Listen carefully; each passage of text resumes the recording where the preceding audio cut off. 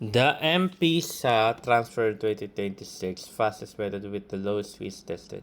Sending money to an M-Pesa wallet through Wise remains one of the simplest ways to transfer funds to Kenya in 2026. While the exact fee depends on the amount, currencies evolve, and depending payment methods, there are several ways to keep the cost low and ensure your traveler transfer arrives as quick as possible. So, always fund your transfer with your bank transfer. And second thing is send directly to the recipient's M-Pesa number.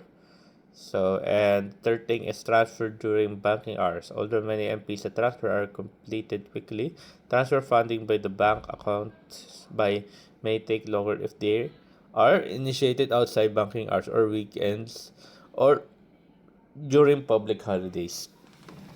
And the last thing is number 4 is verify your Wise account before sending a large amount, because new Wise account may require identity verification before large transactions are proceed. So just write your government issued ID, selfie, and proof of address if ever. So, and then there, that's about it. For most people sending money in Kenya, Wise remains a strong option because of its transparent pricing and the use of mid-market exchange rate. By funding your transfer with a bank transfer, verifying your account early, and carefully checking your recipient's details, you can often achieve the best balance of low fees, fast delivery to an M-Pesa wallet.